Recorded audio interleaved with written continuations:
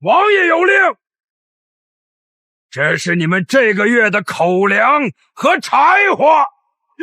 求求您开开恩，这毒疙瘩吃一口就要命啊！落到我赵老虎手里，是龙得盘着，是虎得给我窝着。兄弟们，回城喝酒去！要不是你家这个扫把星，我们能落到这个地步吗？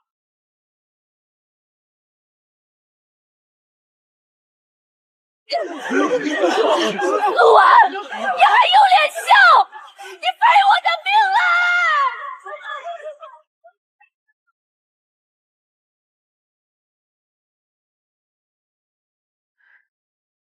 极品露天浅层无烟煤，刹车量简直爆炸！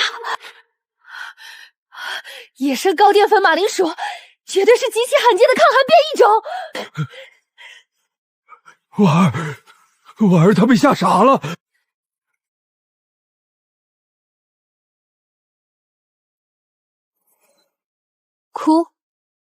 哭能产热吗？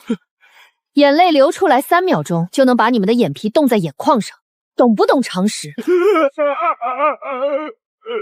爹，别好了，留点体力。这特么是天然的烧烤局啊！烧烤局。不想被冻死的，现在立刻马上去把那堆煤给我搬过来，然后去那边的背风坡。你让我们去搬黑鬼石？你疯了！那是毒石，沾了阴气的，烧了会死人。以你大爷的气，那叫煤炭。烧死人的不是石头，是在密闭空间燃烧不充分产生的一氧化碳中毒。一帮9年义务教育都没接受过的古代文盲，哪来那么多废话？搬！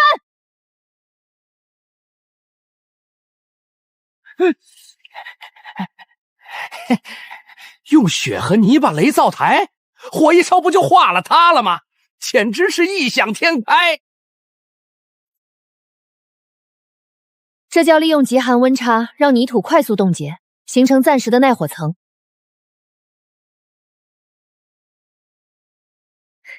U 型排烟道，搞定。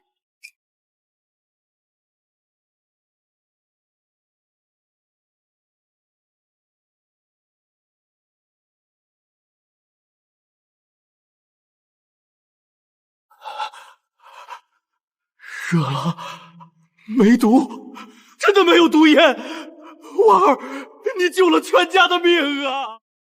哼，不过是瞎猫碰上死耗子罢了，有什么好得意的？火有了，接下来是食材处理。这发青的毒疙瘩绝对不能吃，吃一口神仙难救。爹，放手，这是马铃薯。发青发芽处有龙葵素，有毒。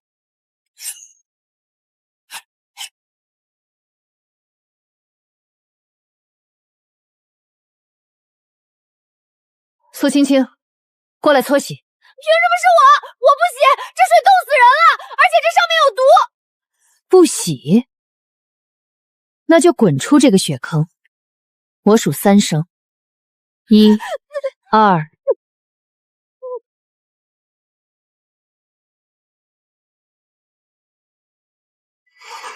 婉儿，快给二叔切一块解解馋，生吃也行啊！想吃，憋着。现在是本主仆的烹饪时间。暴殄天物啊！你怎么能把油抹在锅底？应该直接生嚼啊！婉姐姐，这毒疙瘩真能吃？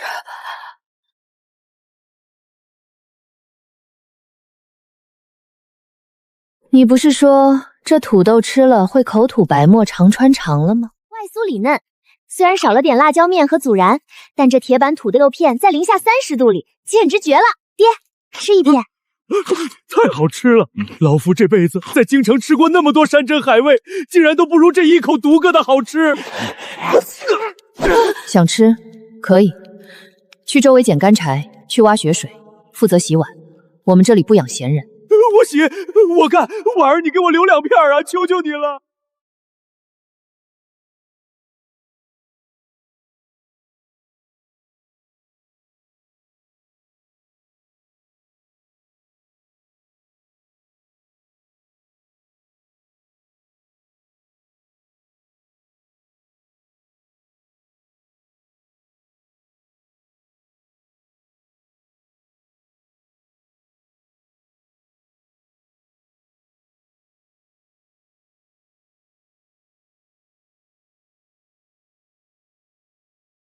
王爷，末将刚才派探子偷偷下去听了一耳朵。说，那醉女说这叫铁板烧。城墙上的卖不卖辣椒面和银盐？1碗流油的铁板土豆换了。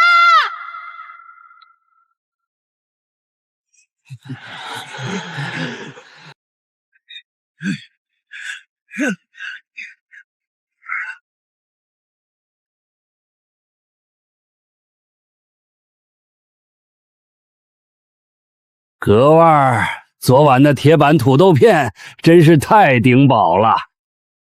哟，赵大人这么早带板车来，是来给我们送早饭的吗？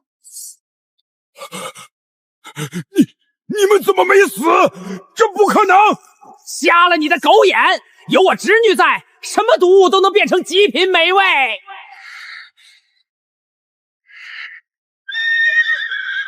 免去苏家死人谷之刑，全族发配火头军服役。火头军，行啊，包吃住就行。千金大小姐会切菜吗？咱们火头营不养废物。吃这种垃圾，没得坏睡病简直是奇迹。有本事你变出肉来啊！本小姐今天不仅变出肉，还要给你们变出最顶级的野生高蛋白。钓鱼？你今天要是能从这冰窟窿里钓出1条鱼，老子把这砧板吃了。好啊，备好你的牙口。冰下缺氧，气压差是关键。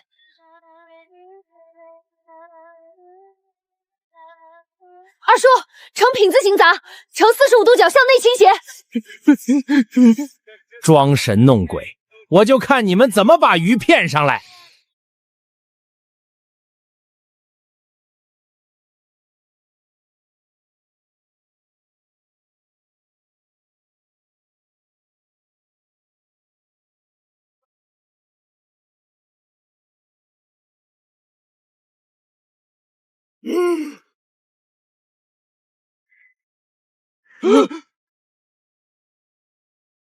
神迹，婉儿，你是在龙王爷那儿进货了吧？老王，愣着干嘛？把你的砧板准备好，我喜欢看人干吃木头。还不赶紧拿筐来捡鱼！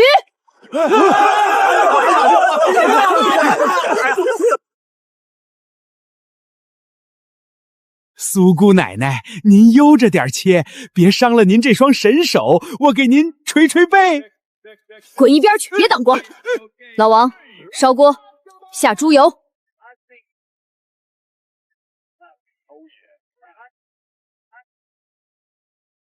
鱼头必须先用高温油脂双面煎黄，这样才能破坏腥味蛋白，促使后续充分乳化。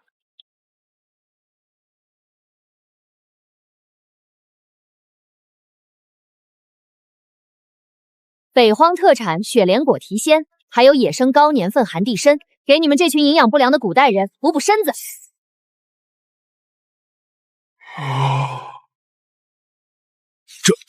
这是什么味道？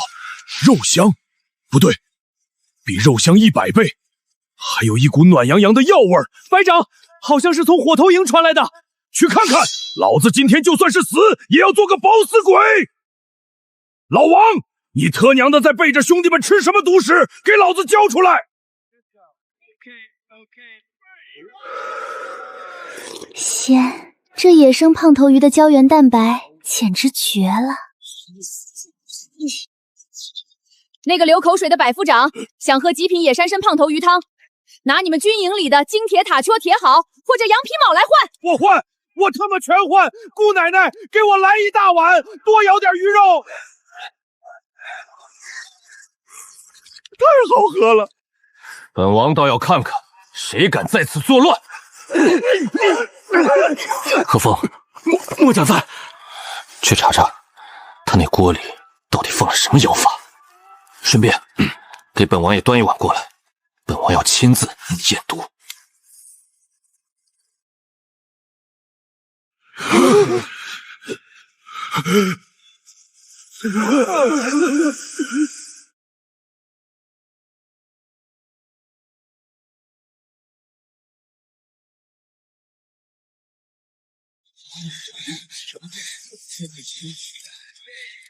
身高188左右，肩宽背阔，肌肉密度极高，就是这脸色太白了，典型的长期碳水摄入不足导致的低血糖和气血两亏。放肆！见到王爷还不跪下！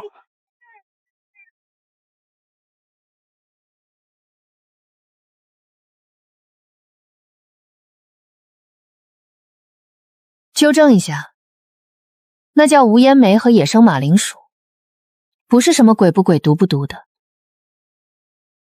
本王听说你这锅汤能让人气血翻涌，状若疯癫，本王怀疑你下了毒。所以，王爷，我这火头营有规矩，刚才他们喝汤是用金铁铁锹和羊皮铆换的。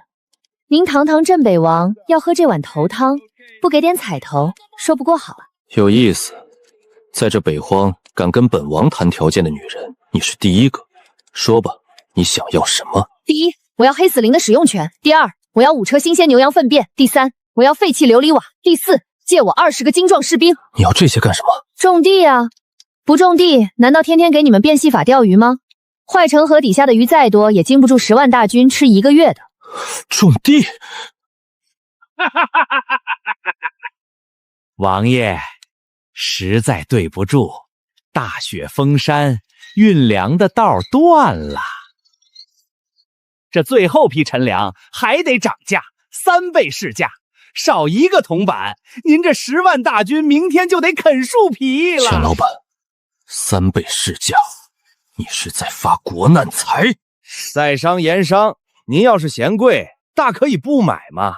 至于这位口出狂言的罪女，在北荒冻土上种地，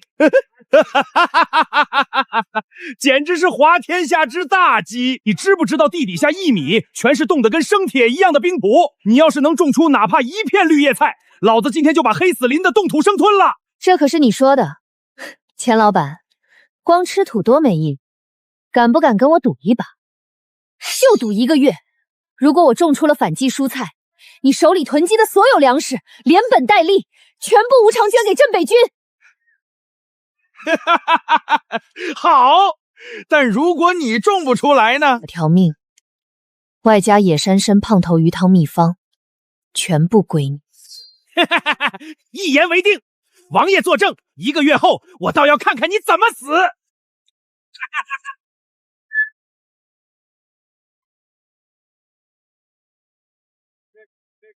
何风，给他批条子，他要的废地大粪破瓦片全给他，再拨50个最精壮的士兵归他调遣。兄弟们，苏小姐说了，挖得越深，中午加餐的鱼片就越厚，给老子用力挖！这地冻得跟石头一样，到底要挖多深啊？继续往下，必须突破2米的洞体层。突破了洞体层，地下的恒温带就能发挥地热保温的作用，这叫利用大地筏肚里的迟滞效应，把王爷批给我们的5称牛羊粪便全部倒进去。苏姑娘，您这是要建茅坑还是种地啊？没文化，这他妈叫生物热反应堆。微生物在分解有机物的过程中会释放出惊人的热量，最高能达到60度，这就是纯天然的地暖锅炉。兄弟们，铺大粪踩实了！把这些琉璃瓦以45度倾角朝向正南，给我全部铺在大棚木架上，缝隙用泥巴死死封住。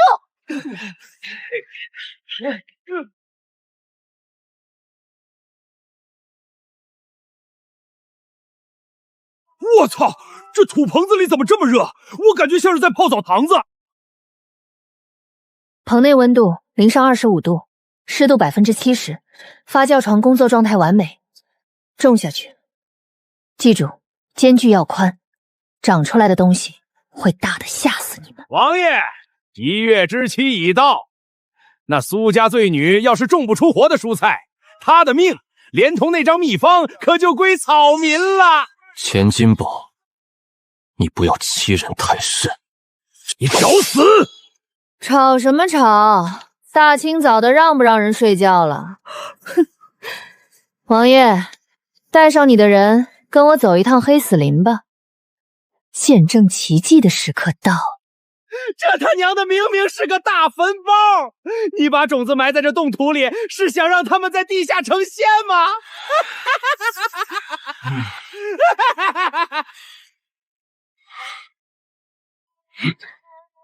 张大彪，在。掀帘子，给这帮古代没见过世面的土老帽开开眼。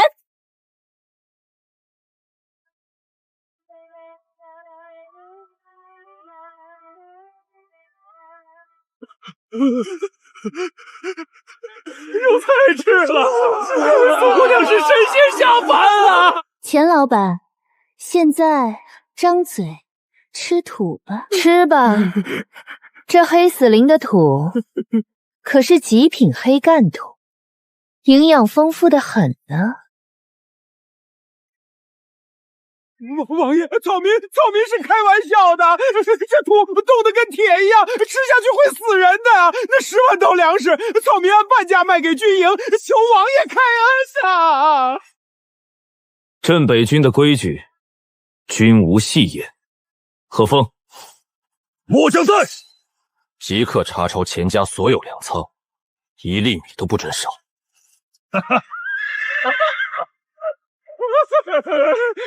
王爷，你不能明抢啊！我背后可是京城户部尚书啊！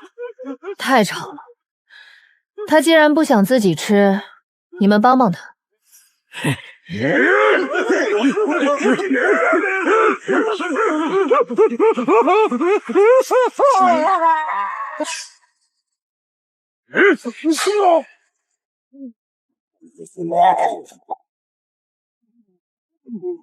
吞下去！苏姑娘赏你的极品土，敢吐出来，老子活劈了你！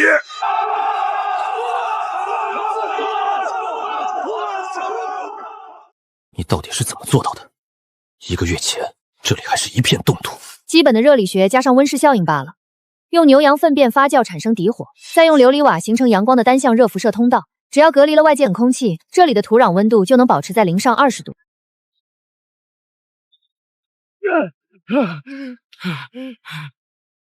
只有2万担南粮，千金堡内司法大头都转走了，这2万担只够咱们大军吃7天。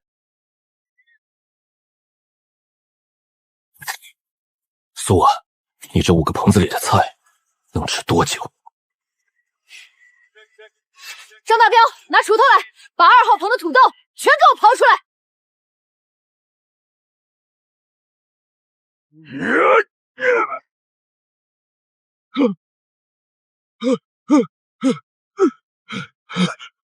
我操！这他娘的是什么怪物？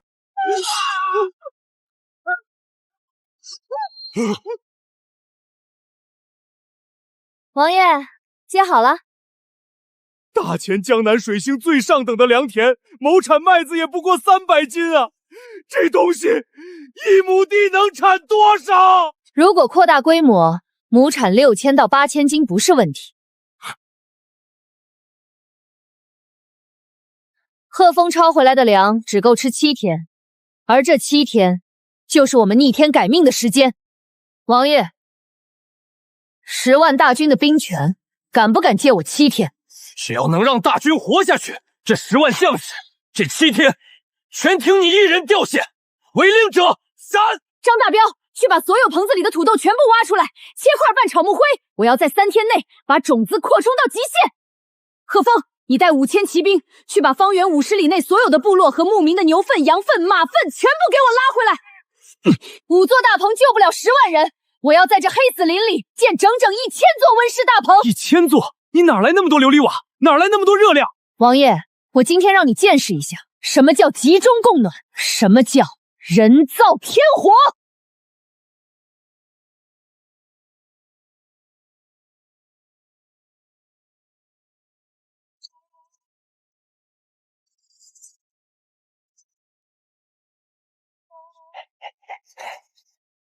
婉儿，你这又是建的什么东西？这叫超大型招废值。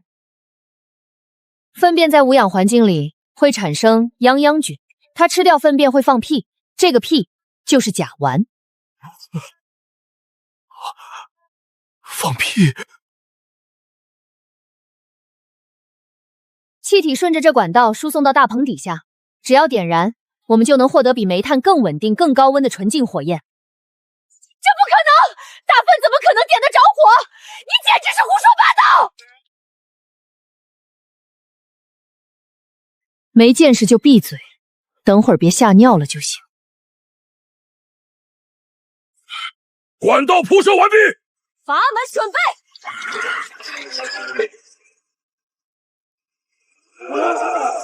火！蓝色的火，没有煤炭，竟然喷出了火，这是神迹啊！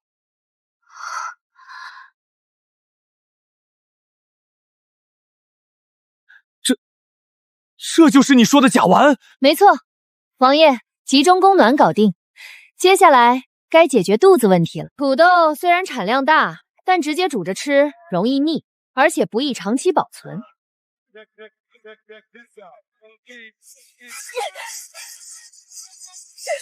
大姐，我手都快破了。把擦出来的土豆水用沙覆过滤，沉淀出来的白色粉末就是纯粹的淀粉。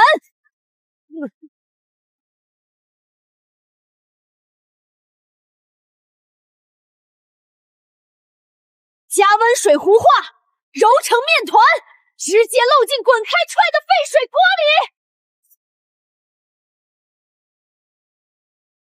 这叫红薯土豆粉条，只要晒干了，放1年都不会坏。老王，起锅，烧猪油，加火，倒油，把腌制的酸菜全倒进去，炒出酸香味儿。最后加沸水，下粉条。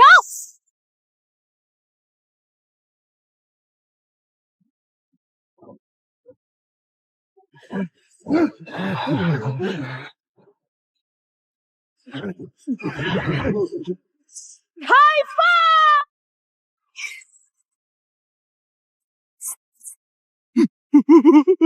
太好吃了，好吃的我想死啊！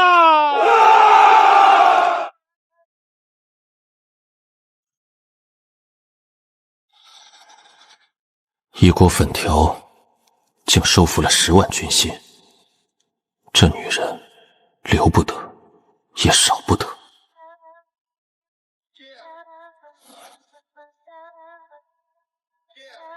何风，去把她请过来。记住，是请。唉，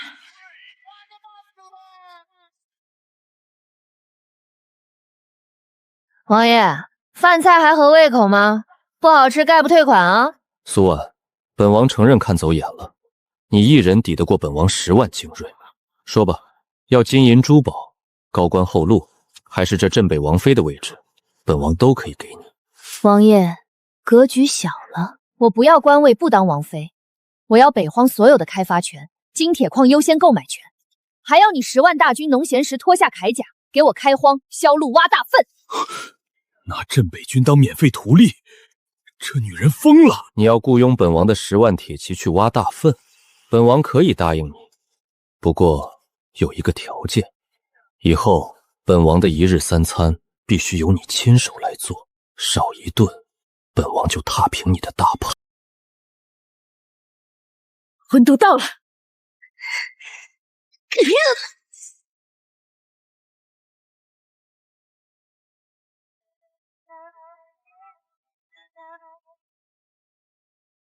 王爷，是。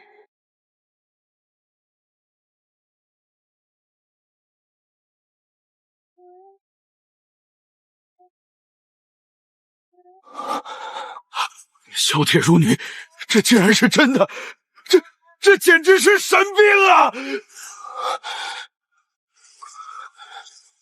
苏婉，你到底是从哪里来的妖孽？我说了，这是科学，刚也练出来了，饭也吃饱了。王爷，咱们之前谈的商业版图，圣旨到，镇北王锦衣卫北王萧渊接旨。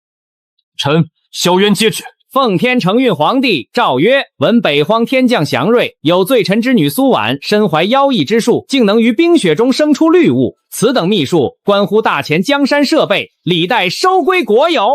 朕命镇北王萧渊即刻将罪女苏婉带上镣铐，交由工部和户部审问。若敢抗旨不遵，即视为谋反，钦此。完了，这是要逼死我们全家呀！还不快快领旨谢恩！来人呐，把那个叫苏婉的给我拿下！王爷，你要干什么？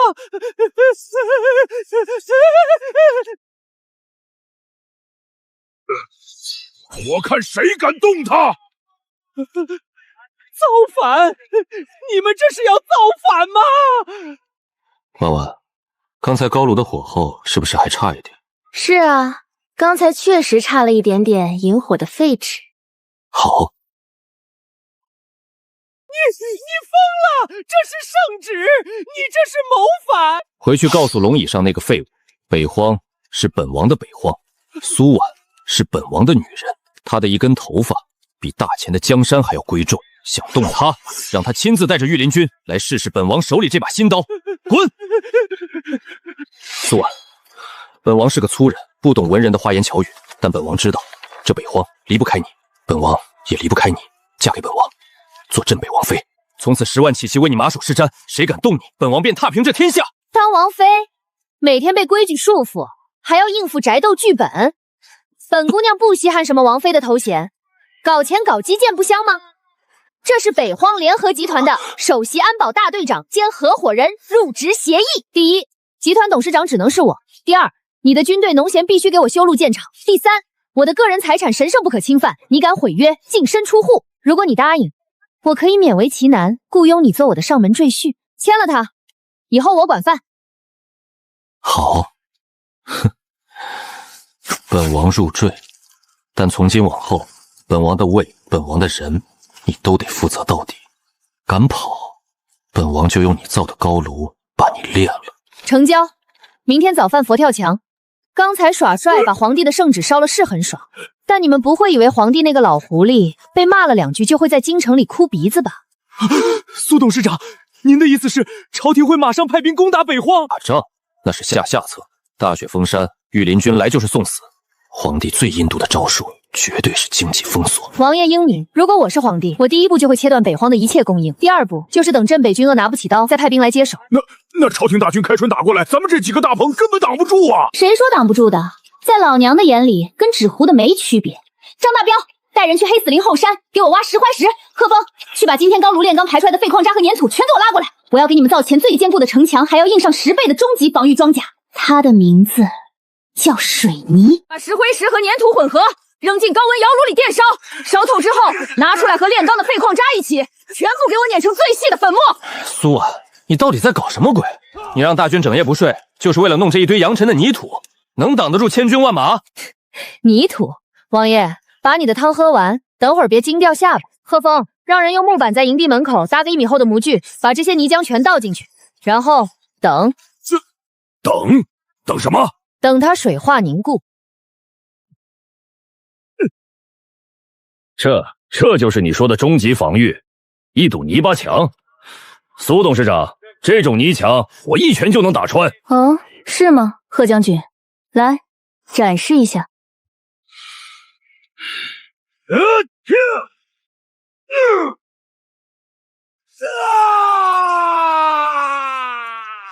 我操！将军的铁砂掌竟然打不破一块泥巴！本王来试试。呀！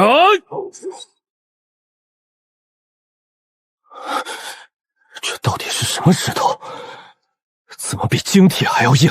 这叫硅酸盐水泥混凝土，水花反应形成极其致密的晶体结构。只要有这种泥浆，我们就不需要再去开山凿石头建城墙。从今天起，北荒全面进入1级战备基建状态。张大彪带3万人给我浇筑一条高10米、厚5米的纯水泥防线。贺峰带2万人去铺路，用水泥铺。末将在。皇帝不是想封锁我们吗？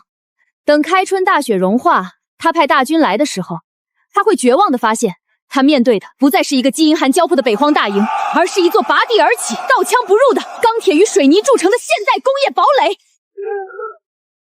快，岛主队上，把里面的气泡全部给我打碎！要是墙体里留了空某，冬天一冻全得裂开！是董事长。婉儿啊，歇会儿吧。这墙已经修了10里地了，别说朝廷的兵马，就是天王老子来了也撞不开呀。10里地算什么？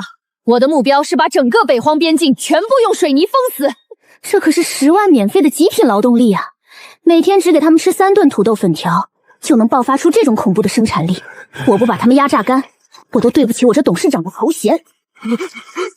大彪哥，你怎么了？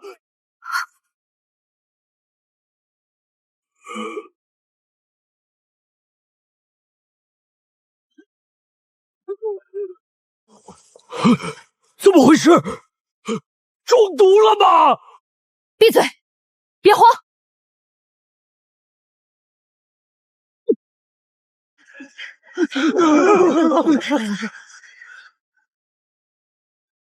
脉搏极其微弱，心率过速，肌肉出现严重的不自主痉挛。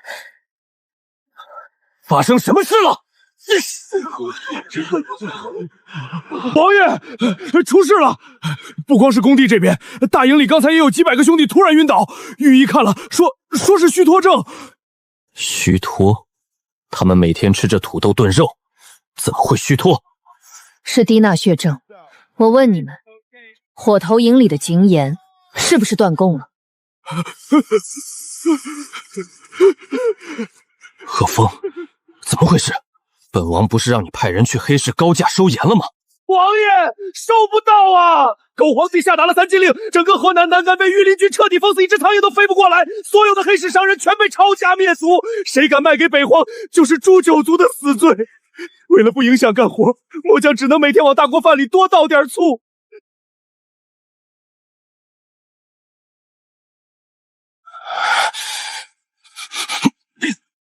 断盐，狗皇帝，好阴毒的手段！没盐吃，我们连刀都拿不稳了。皇帝这是要活生生把我们熬死在这里啊！贺峰，集结3万铁骑，本王今天就算杀穿难关，也要把盐抢回来。王爷，不可！大雪封山，骑兵根本冲不过去啊！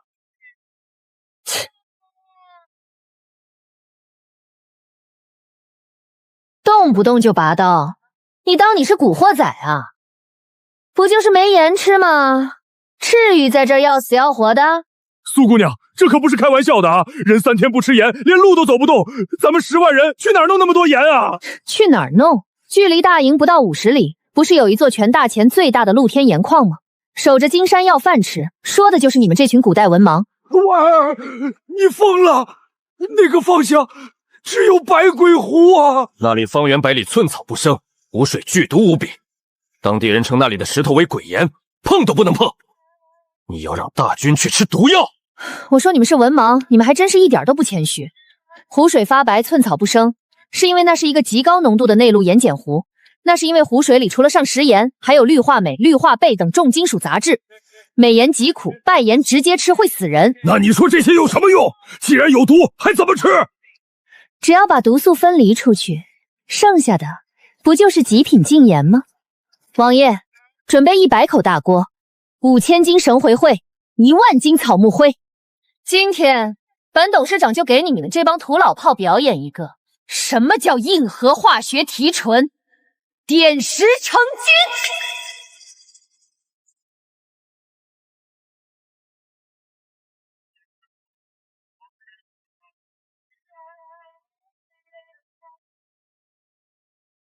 先把那些白色的毒盐晶体敲下来，放进锅里，加湖水煮沸溶解。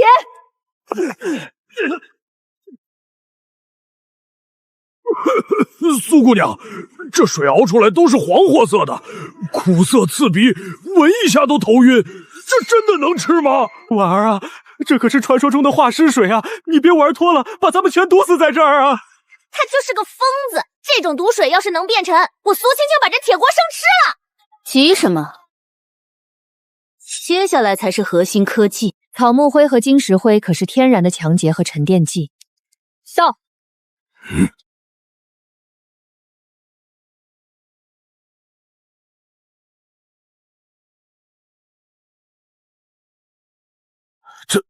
这是怎么回事？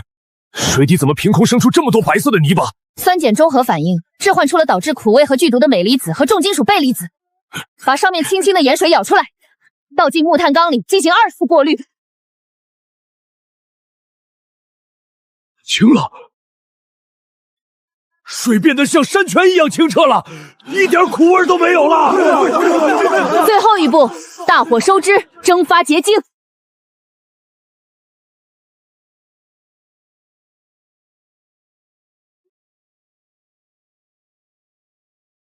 起锅！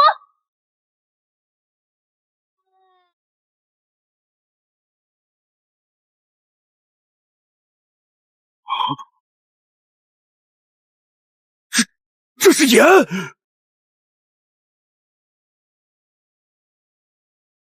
王爷，验个毒。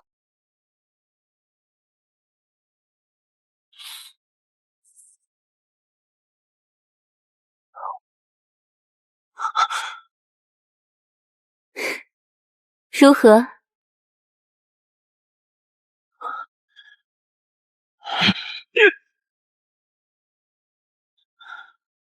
绝世好盐，大军广告！有盐了，我们不用受制于人了！董事长万岁！咸的，真的是咸的！老子终于活过来了！完了，连毒壶都能变成金山，这女人到底是人是鬼啊？婉婉，你不仅救了10万大军的命，你还给北荒找到了一条生生不息的财路。格局打开点儿，我的赘婿，这只是一步闲棋。如果没有御寒的衣物，我们依然熬不过这个冬天。我要用这些羊彻底榨干京城权贵的最后一个同伴。董事长，您就不懂了，羊皮极其腥臭，穿在身上不仅重，还招惹野兽。杀鸡取卵，那是蠢货才干的事儿。我要的是羊毛。羊毛里面全是羊油粪便，硬得像钢丝，根本纺不出线。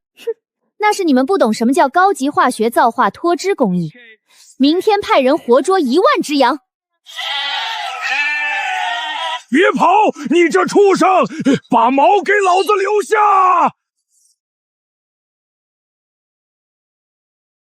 点火，烧水，准备造化池。苏姑娘，您这是要炸油条吗？炸你个头！把凉碱水倒进热油锅里，快！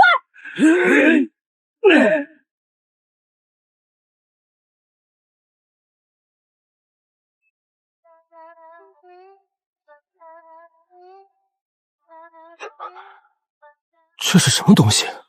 这叫肥皂。把那些臭羊毛扔进去，疯狂搅拌，然后去护城河漂洗。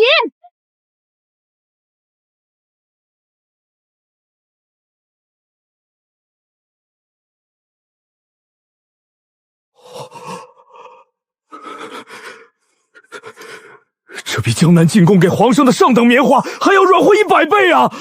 还没完呢，苏伯安。在，董事长，属下在。看好了，这叫流水线，机械作业。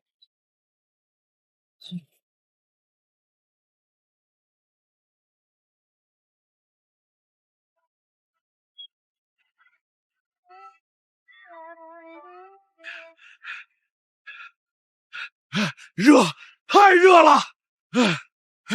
这衣服比羊皮袄轻了100倍，却暖和了1000倍。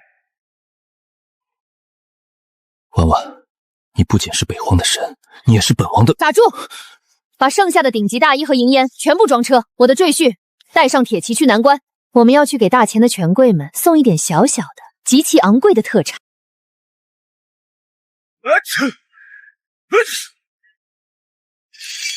大将军，消消气儿，喝口热水御御寒吧。这他娘的是水还是泥汤子？盐呢？老子让你们往水里撒的盐呢！朝廷为了锁死北荒那帮叛军，下达了3禁令，断绝了北方所有的商路。京城兵部那帮只知道喝花酒的狗大户，把朝廷拨给咱们南关御寒的炭火和皮帽层层克扣，全换成了他们在秦淮河畔的红粉吃气。如今咱们连1两干净的祭盐都分不到，兄弟们只能喝这种从后山舀出来的泥沙苦卤水，苦涩的直犯恶心啊！他娘的，真是一群误国的酒囊饭蛋！天天飞鸽传书，催着老子严防险守，连一只苍蝇都不许放进北荒。再这样下去，老子的兵自己就得先冻死、饿死在城墙上。大将军，慎言，慎言啊！慎言个屁！老子连命都快没了。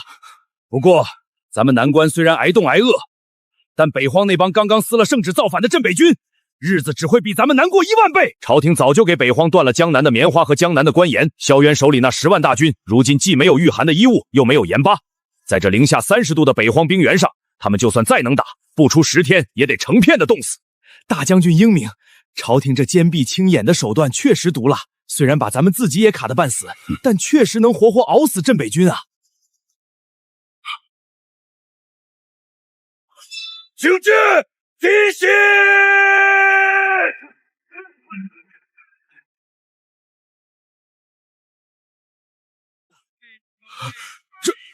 这他娘的是镇北军叛军！他们身上穿的是什么？那白花花的衣服难道是棉花？不对，朝廷明明命令咱们把棉花和布犁的路子卡得死死的，他们上哪儿弄来的御寒冬衣？大将军，您看最前面那位。王爷到了没啊？你这马颠的本董事长胃酸都快出来了，今天这加班费必须翻倍啊！到了，本王的安保大队已经全员就位。董事长，接下来看你的了。行，安保队长表现不错，今天中午给你加一个大鸡腿。城墙上的文盲们都给我听好了，今天特意带了咱们北荒的特产来给南关挨冻的兄弟们送乌暖做慈善啦！放箭，给本将放箭！王爷的金刚刀可是削铁如泥呢。陆大将军，我保证你这生铁铸造的城门撑不住我赘婿2刀，要不要试试？苏婉，你到底想干什么？两军交战，你带这些爬灵来干什么？做生意啊，把咱们的流动野外生存样板间给我支起来。好嘞！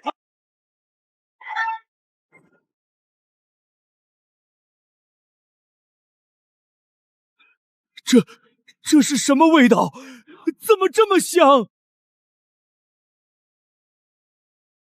王爷，别光顾着喂我，去给门口那几位被冻得像冰雕一样的客人上茶。好。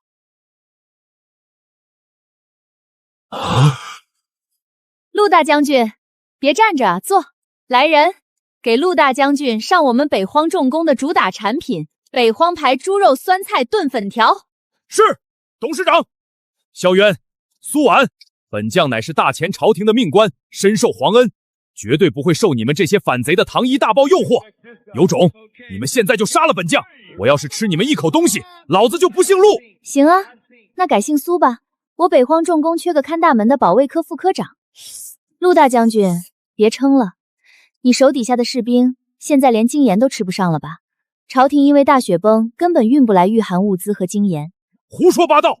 我南关物资充沛，要什么有什么。别装了，看你那干裂的嘴唇，还有你手下士兵那松弛颤抖的肌肉，典型的电解质严重流失。再不吃盐，等开春雪化，你们连拉弓的力气都没有，直接成废人。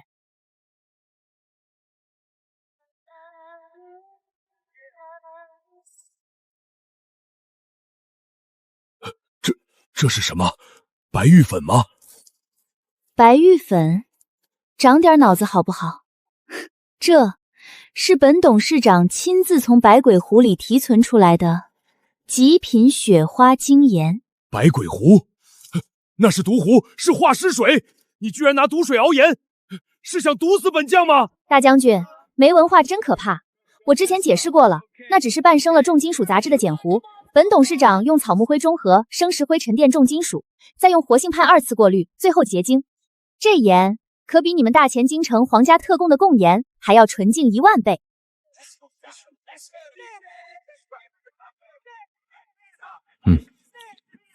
很甜，没有一丝苦涩。甜的。不信，陆大将军试试呗。这世上居然真的有这等神盐！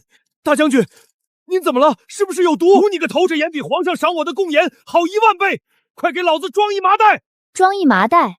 陆大将军，你白嫖呢？想要这盐，行啊，拿钱来买。多少钱？10两银子1斤。10两？你这是抢劫！大钱最好的青盐也不过50文1斤。那是垃圾，能跟我的雪花盐比吗？而且你现在有的选吗？你如果不买我的盐，你这3万大军连刀都拿不稳。到时候塞外匈奴要是打过来，你丢了南关，皇帝诛不诛你9族？你觉得是你的9族值钱，还是10两银子1斤的盐值钱？我不仅卖盐，你看我这件衣服，纯北荒野生绵羊毛，经过我独创的高级化学皂化脱涤工艺，去除了所有的腥臭味和油脂，柔软如云，保暖性是棉花的3倍。北荒牌顶级羊绒大衣，穿上它，你在零下30度的雪地里站1天都不带打一个冷战的。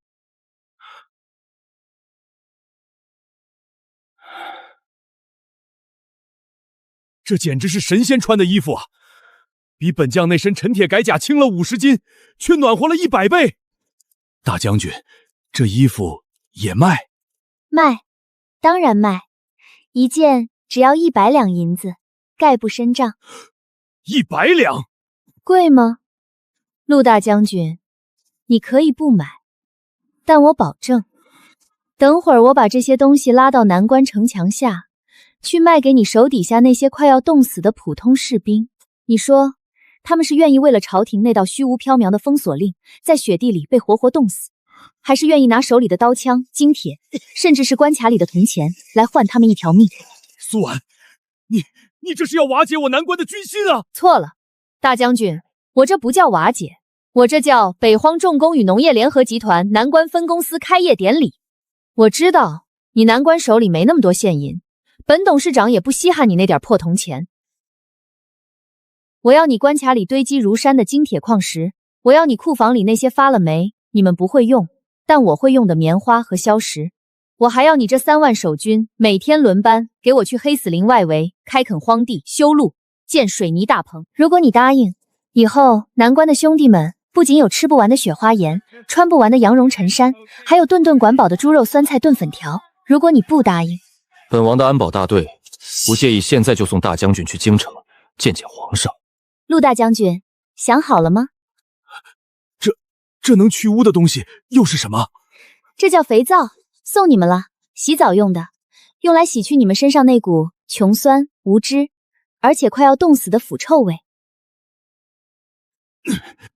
苏董事长，您看本大将军这资质，能当个分公司的副总经理不？大将军，大你个头！还不快去把库房里的铁矿石全部给董事长拉过来！敢看董事长一眼，老子扒了你的皮！是。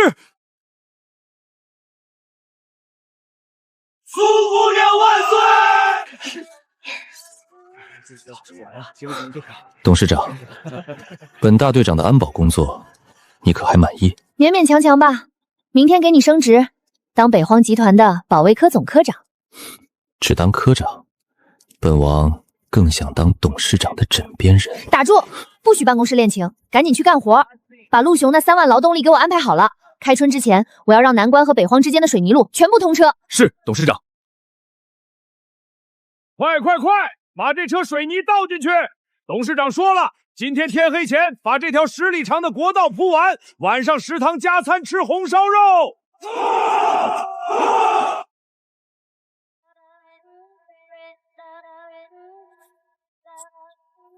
董事长，王爷，您让高炉那边打造的怪车已经送过来了。哦，组装好了，走，验货去。这是什么玩意儿？董事长，这车轮子怎么是铁包木的？而且车轱辘和车架子中间夹着的这几片弯曲的钢板是干啥用的？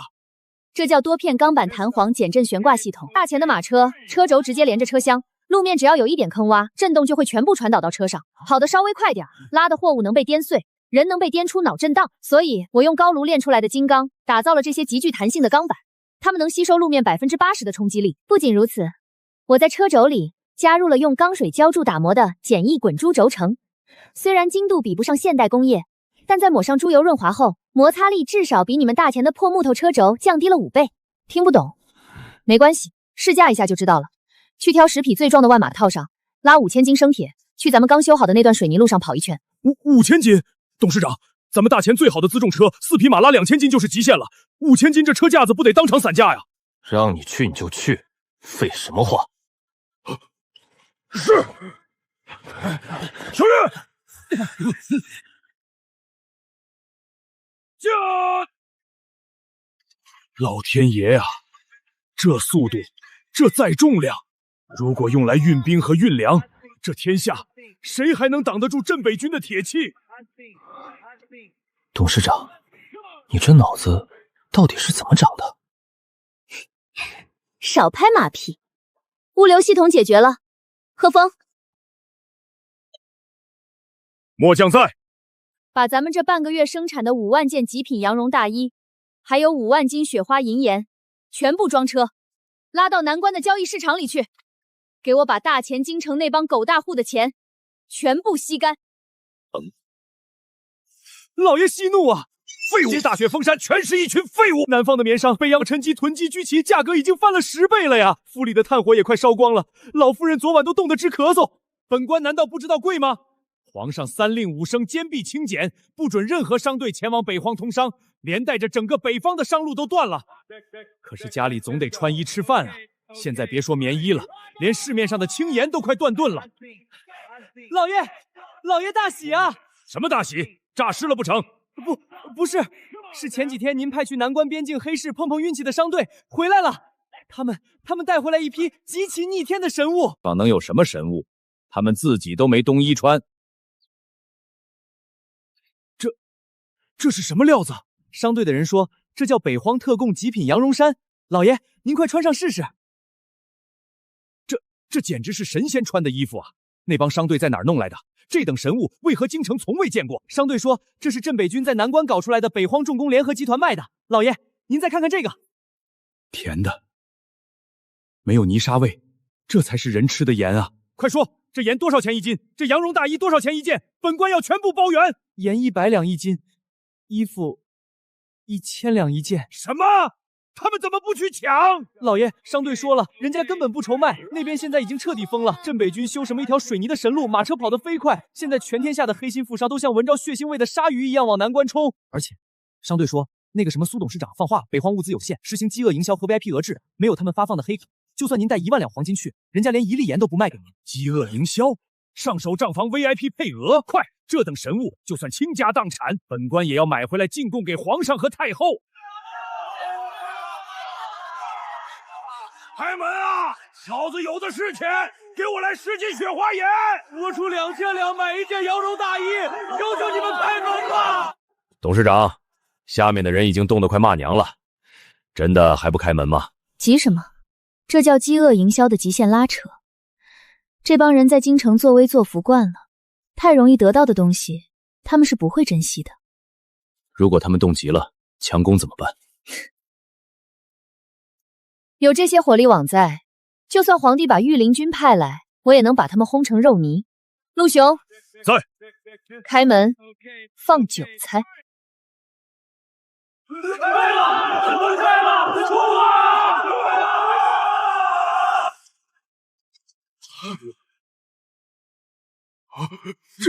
这北王，别怕，我们是正规企业，合法经营。今天是我们交易中心开业的第一天，为了感谢各位老板千里迢迢送钱来，我们决定举办一场小小的拍卖会。不废话，规矩羊绒大衣起拍价1000两白银，雪花精盐起拍价500两白银1斤，每次加价不得低于100两。你这是抢钱，大钱的王法何在？哦，这位老伯嫌贵啊。陆雄，把门关上，把暖气停了。不要停暖气，我买还不行吗？